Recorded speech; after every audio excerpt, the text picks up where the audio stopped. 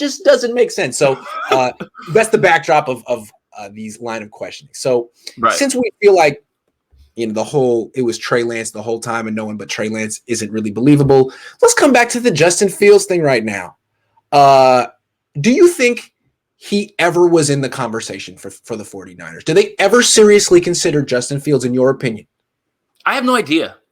From everything that they're saying, it doesn't sound like it. Literally, you're leaving Justin Fields pro day and Kyle Shanahan's drawing up plays for Trey Lance, not even saying, man, that was impressive. Yeah. So why?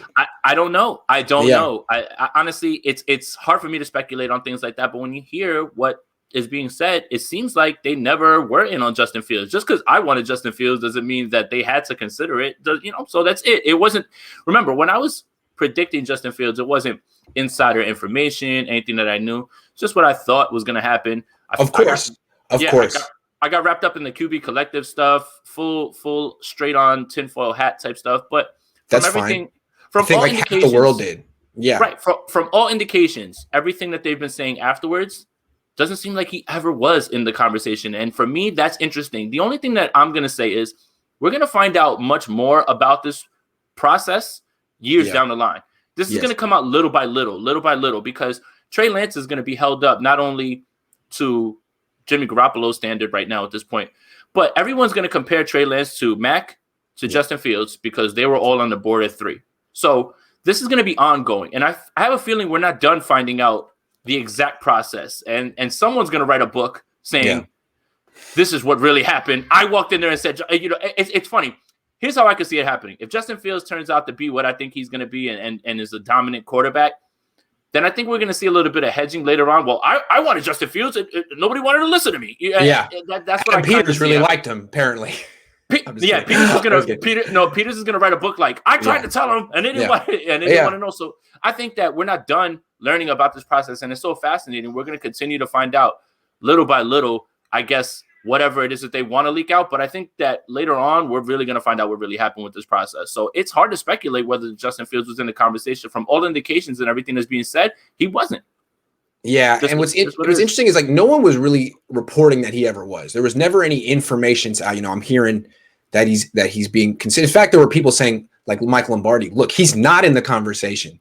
He got that right at least. Yeah, he did. And like what was interesting was that basically a lot of smart people were like, well, he freaking should be. How could he not be? Basically, that was the Justin Field position. How could he not be in the conversation? Which is a very, very valid point. Why do you think I know it's impossible to say, but what turned the Niners off to this guy?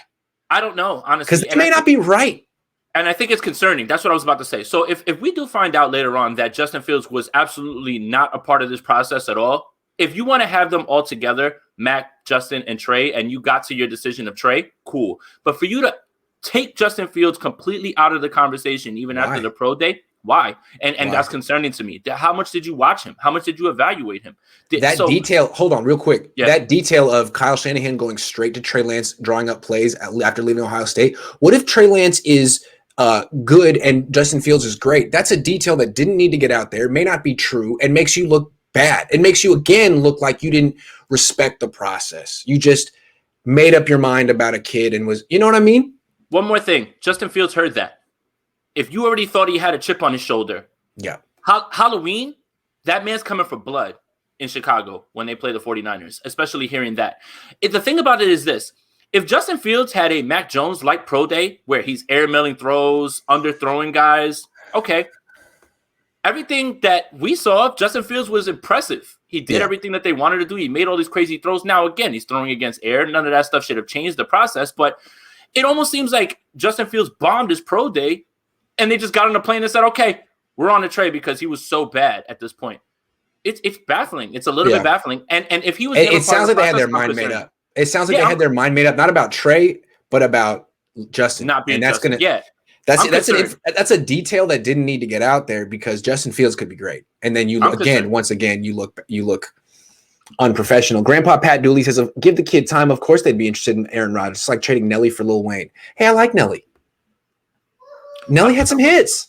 Yeah. I don't know about that one. I need time to marinate on that Nelly Lil Wayne one a little bit just before we get to that. But I would just say it's a little bit more concerning. Even if you, like I said, if you have all three in your sights and you choose one, whether you choose Mac, you choose Justin, or you choose Trey Lance, cool. But you went through all three of them. Again, it almost feels negligent to not look at Justin Fields. So I don't know. We're going to find out a lot more about this as it goes along, because this is, again, not going to be just a talking point for 49ers media.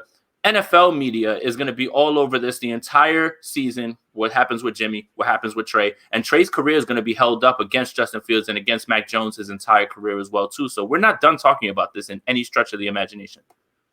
Okay, more questions you're not prepared for.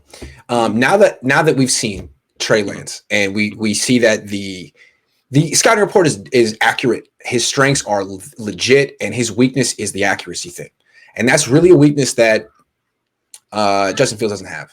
His accuracy, it's charted. It's just way better. Chris Sims has issues with his mechanics, but you can't knock his accuracy, really. Given what we know now, are you feeling like Justin Fields should have been the pick at 3? It's okay. I know it's not the most popular thing to say among Niner fans, but if you feel it, you can say it. I've always felt that was the pick, and that's always what I thought it was. He's a lot more pro ready right away, ready to go. I believed in Trey at this point. I don't want to overreact to one OTA performance or anything like that, but I always had that. Because again, I don't think he struggled at OTA. I just thought it was an indication of where he stands. He needs some refinement. He's not particularly ready, and I think clearly Justin Fields is more ready. Again, it's just my opinion. Just because I wanted Justin Fields doesn't mean anything. You know, I saw a guy who had toughness, was able to stand in there and take hits and things like that. And when you pair him with what Kyle Shanahan can do, I thought it was a natural fit, a guy who could start day one. It looks like that's probably what's going to happen in Chicago unless Matt Nagy's a complete unless Matt Nagy really wants to get fired, he'll start Andy Dalton first before he starts Justin Fields. But I'll say it. I wanted Justin Fields. I'm not going to change course on that. Just because, look, and I love Trey Lance, and I'm happy that he's the pick as well, too. Again, we talked about it. It's just we didn't want Mac at 3. But, I think they should have drafted Justin Fields. But does that mean that Justin Fields is going to be better than Trey Lance? No. But that's what I think, and that's what I thought at the time. So it's hard for me to backtrack. I can't go as hard as I did for Justin Fields that long and now turn around and change my answer. So if I got to stand in a box and take the heat for this one, cool. But I'm also not going to act like a flip-flopper or anything like that when it comes to it, because I not only predicted that I thought it was going to be Justin Fields, I put some money on it as well, too. So, yeah. So, I mean, I think they should have took him. You know, from my pockets. Yeah, from my pockets and for – And because of what I thought he could bring to this team immediately. I mean, it's just going to be very interesting. There's similar prospects. I mean, I think if you graded them, could put a number, their number could be they could both be a 92, exactly the same number, but their weaknesses are a little different. We've talked about it ad nauseum. With Trey, it's the accuracy. With Justin Fields, it could be the decision making, and we don't know which one is correctable. It could be neither. It could be both. They both could end up being studs. They both could end up being disappointments. It'll be interesting to see. Maybe Justin Fields ends up being really, really careful with the football and doesn't commit a bunch of turnovers. And Trey Lance is like a career 58% completion percentage, and Fields is the one who's better. I have no idea. It's just, I think it's an interesting topic, because Lance has to be better than him. You know, Lance. There's a lot of. We'll talk about that a little bit, but no matter who the pick was, he had to be better than whoever was on the board.